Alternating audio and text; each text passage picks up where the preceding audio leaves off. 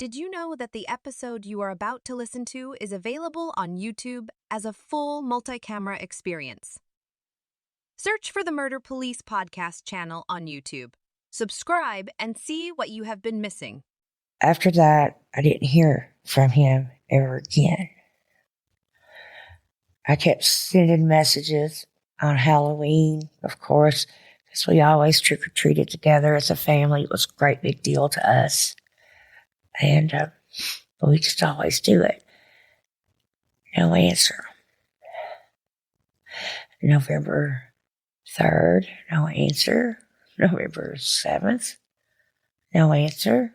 Calling these friends, no answer.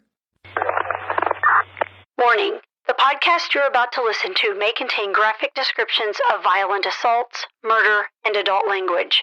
Listener discretion is advised. Welcome to the Murder Police Podcast. Missing Kevin KJax Jackson, Part 1.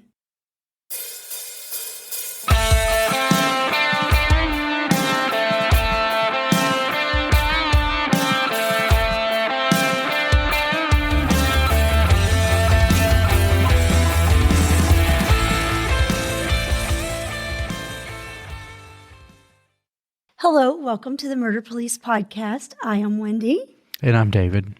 And we have with us today Miss Sharon Lathrem. How are you today, Miss Sharon? I'm fine. How are you? We're good. Thank you so much for being here with us. We're here today to talk about your missing son, Kevin Jackson, who went missing in the fall of 2018. So why don't you tell us just a little recap before we dig into Kevin's story? Yes. Kevin went missing late October, early November of 2018. We're not exactly sure of the circumstances of his disappearance. He had told his friend he was going to another friend's house. That friend confirms that he was there, but he was never seen after that. His child was left with some friends that the family didn't know, and no one's ever seen or heard from him again. Wow. Kevin was 25, right? 25. Yes. Well, why don't you let's just start from the beginning of Kevin's life. He was born April 14th of 93. So why don't you tell us a little bit about Kevin and what led us up to the point some 25 years later of his disappearance? It's easy to talk about Kevin. Kevin was born April 14th, 1993. Chips was on the TV in the delivery room, and he was the easiest baby to deliver. The doctor almost didn't make it. Kevin wouldn't let us know in the ultrasound what he was because he was stubborn from the very beginning. And when he was born, he was hand first. And the doctor said, "That's a gimme hand. That's a girl." But he was a boy. And I was thrilled. He was my only son. And he was my heart. He was rambunctious and stubborn and smart. I woke up one morning. He wasn't even walking. He was just crawling. He had managed to get out of his crib. And he had took a fork and stuck it in our electric socket. Oh, my God. And fallen asleep beside it. As I woke up, I thought, oh my Lord, he's dead. Another morning, I woke up and he was on top of the refrigerator. Oh my. He had opened the drawers back at his stairs to go on up. As he got older, his personality just continued to shine. Cowboy boots, shorts, and a mullet. And he was happy. He loved cars. He had a go-kart. He didn't want to take his sister on a ride, so he'd go to the end of the street and punch it real quick and knock her out. Oh, Lord. He was always able to get past us. He was so smart, so very smart, and almost impossible to discipline. There was nothing we could do to contain Kevin. We would take everything out of his bedroom, no toys, no TV, nothing. He would hide stuff in the light plates. A creative boy. He was. I had 4 brothers, and we weren't that bright, and we were pretty devious. So hats off to him. Yeah. I mean, just like I said, you could not contain him. But he would often get in my room, and if he wanted, money or anything, we had trouble. We had trouble with him. Not always, staying out of other people's things. We had trouble with that from the beginning. Kevin had like an attitude that if it's in this house, it belongs to me. And he was so cute. It was really hard with those green eyes and that blonde hair. And I just loved him. And he was with me just all the time. So when he got into school, we started having problems because Kevin didn't like school and he didn't want to sit down, and he definitely didn't want to, read and write. Reading was the toughest thing. He could do it, but he didn't want to. So Kevin developed this way of passing school. He didn't do homework all year, but boy, by gosh, he could pass any test you gave him. Wow, I was putting together that what I'm hearing is a super smart guy. Yeah. And you know what they say, the good thing about having a smart child is that they're smart, and the bad thing about having a smart child is they're smart. Absolutely. And that he's super curious. So clearly he could pack that information away, but like you said, maybe it wasn't challenging enough for him. School was not enough. That's what I'm putting together. No, it was not. And when he was 16, he had a son, and that was his greatest joy. And oh, what a father he was. He got a job in an apartment right away. And he loved that little boy with all his heart. I couldn't believe what a good dad he was, because he was, a little bit of a difficult child, He ended up not graduating. He stayed up many nights with his boy, and his girlfriend had special classes to help mothers graduate, but there wasn't anything for fathers. And although I threw a fit about it, tried to get him help, there was none. And we sat in the auditorium and he cried. But by golly, he was my kid. It's the same thing I did. But I was in college, like before the end of spring, and that's what he did as well. Went and got his GED, scored him just out of the ballpark on the test, and got a scholarship. And he started school.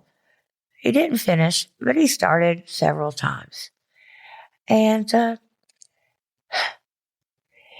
he started smoking weed probably when he was like 11. He was snagging people's, weed out of their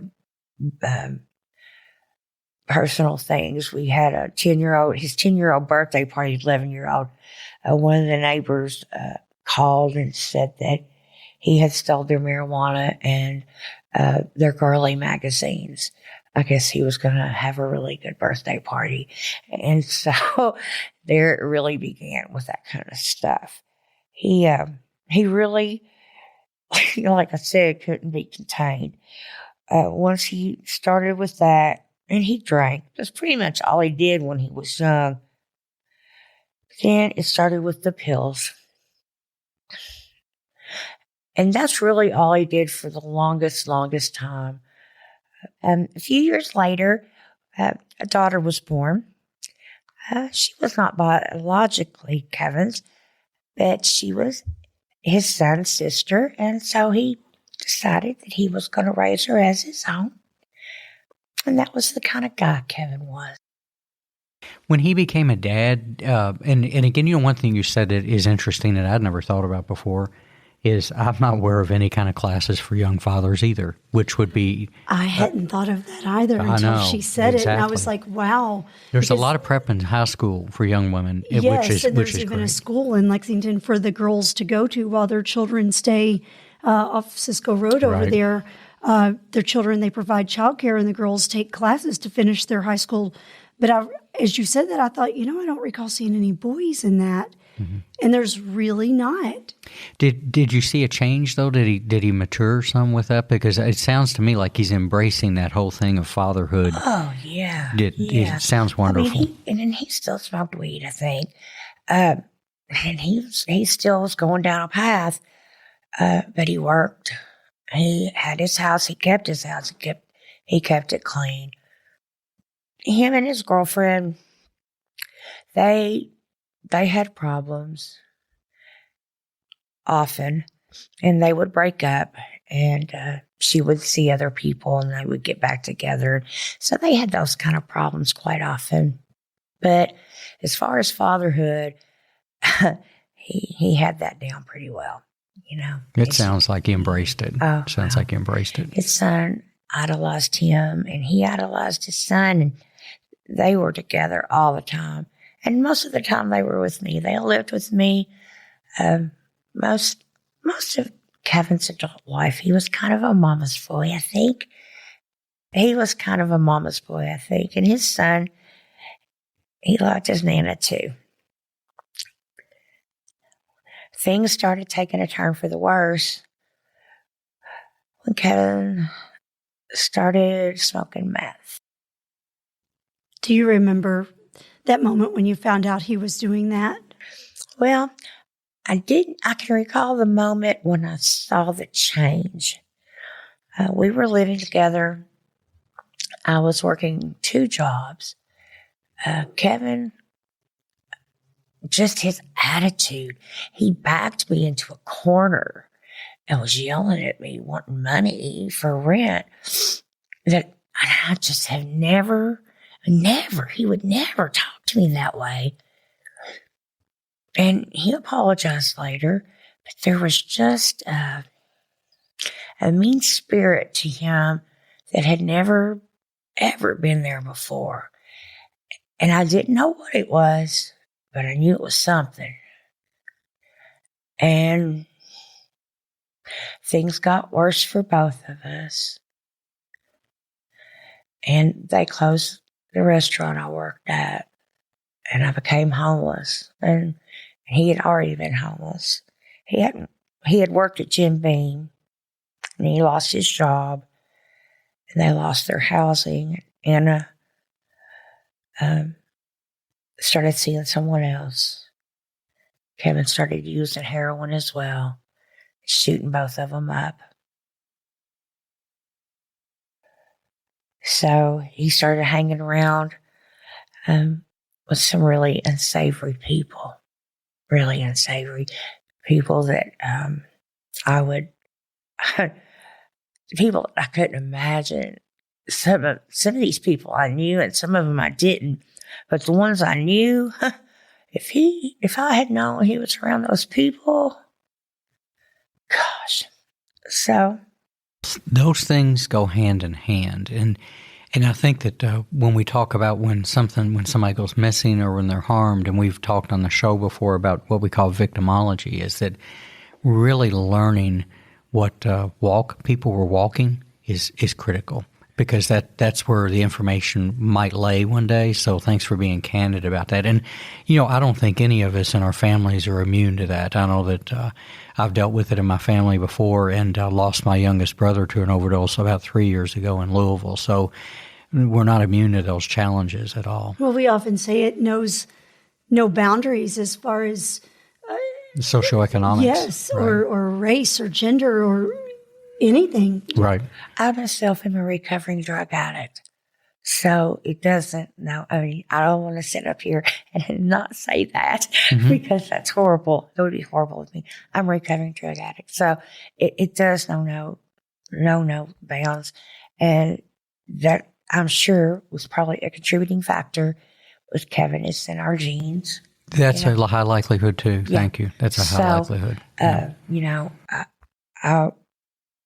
I'm a recovering drug addict too. So he struggled with that just like I struggled with it, because it was in my genes as well. It's It's not always an easy road. And I'll never, and like I said, if what we went through can help even one person, one mother not to go through what I'm going through, because what I'm going through is a nightmare. I don't want anyone to go through this. I don't want anyone else's son to get addicted to heroin or meth. I don't want, well, so he started hanging out with these people. And I mean, everybody that would see him would say, Sharon, I saw Kevin and he didn't look good. And those people he were with, they didn't look good either. And I got a bad feeling about them. I just didn't like it. I know I don't like them either. They're weird. And they were. And they were just dirty looking. Just dirty looking. Slimy. Like they didn't take a bath. And so it went. He decided, him and his son ended up living with these people. And they seemed to really love Kevin and his son. So we thought that they were good. And they did lots of stuff really for them. Were you still seeing Kevin at this time? Yeah. Visiting? Yep. He was coming to Charlie's every Wednesday for Free Pie Wednesday and hugs and usually $20. So he was there every week religiously. Were you suspecting he was still using at that time? Oh, he was definitely. He was? He was definitely. Yeah. When I would get hotel rooms or whatever, when I was able to get hotel rooms, he would always come. And there was times he would, lay in there dope sick, and it would break my heart. I'd cry. Gosh, it was horrible. But at least I knew he was, safe the night that he was with me.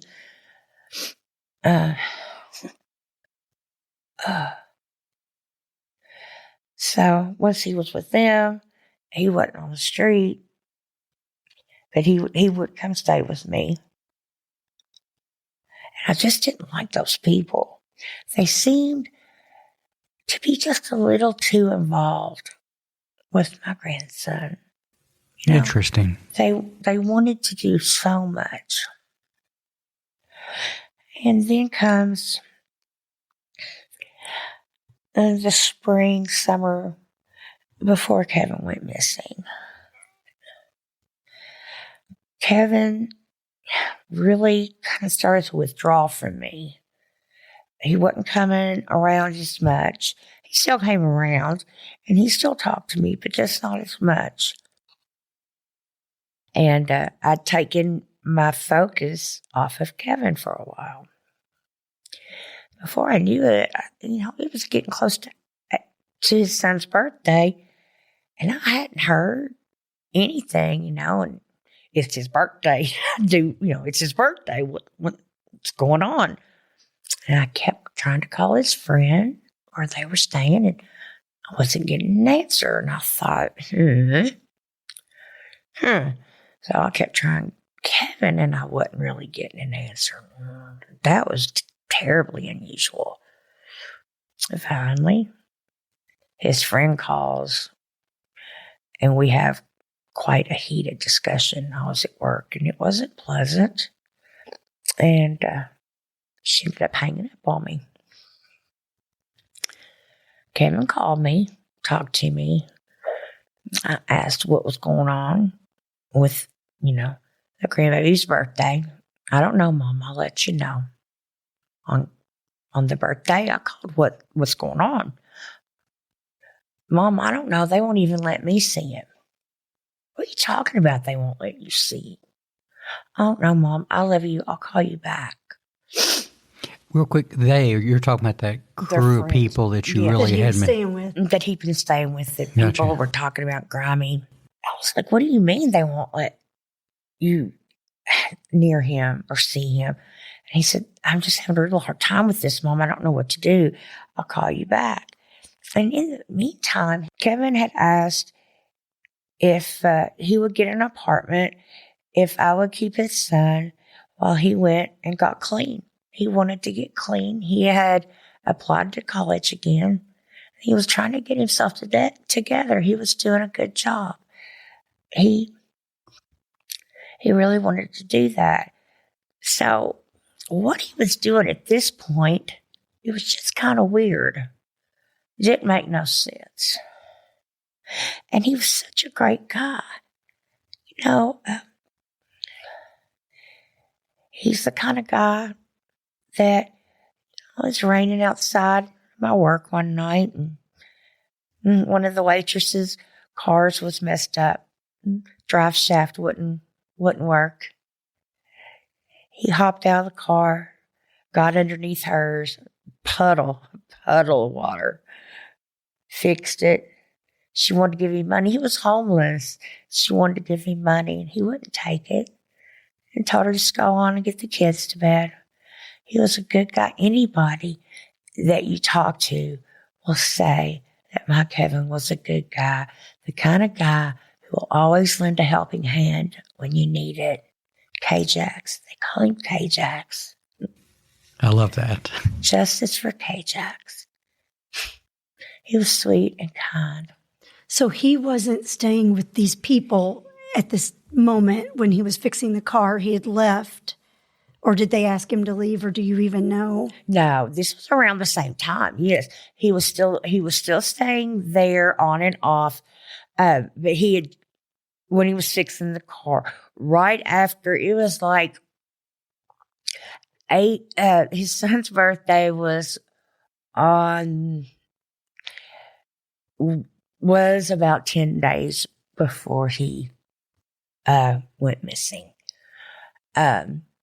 So it was about 3 or 4 days. No, it was 7 days after his son's birthday was the last time I talked to him. And he was staying with a new friend. He wasn't staying where he'd been staying, but they still had his son. His son was staying there until he could find somewhere to go. Did you ask him why he didn't take his son with him when he went to the new place? Because they didn't have room. It was just an efficiency. I see. And they had more room for him, and he had been used to staying there. I didn't know the spectrum of what was about to happen. So that was October 26th. October 30, after that, I didn't hear from him ever again.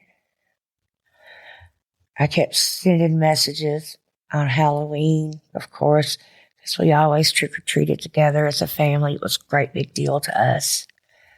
And we just always do it. No answer. November 3rd, no answer.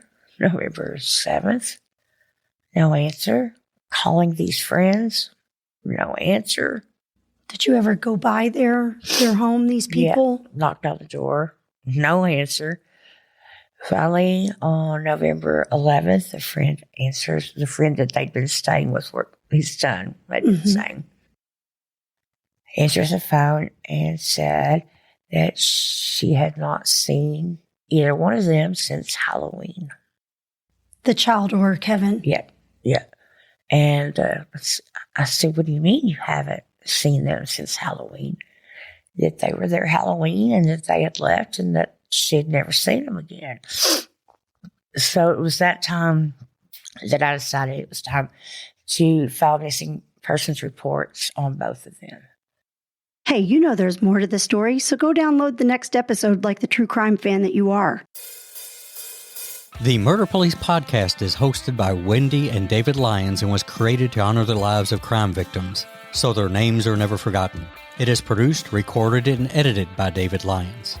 The Murder Police podcast can be found on your favorite Apple or Android podcast platform, as well as at murderpolicepodcast.com, where you will find show notes, transcripts, information about our presenters, and a link to the official Murder Police podcast merch store where you can purchase a huge variety of Murder Police podcast swag. We are also on Facebook, Instagram, and YouTube, which is closed caption for those that are hearing impaired.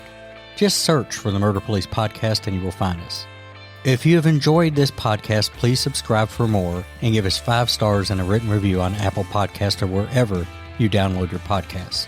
Make sure you set your player to automatically download new episodes so you get the new ones as soon as they drop. And please tell your friends. Lock it down, Judy.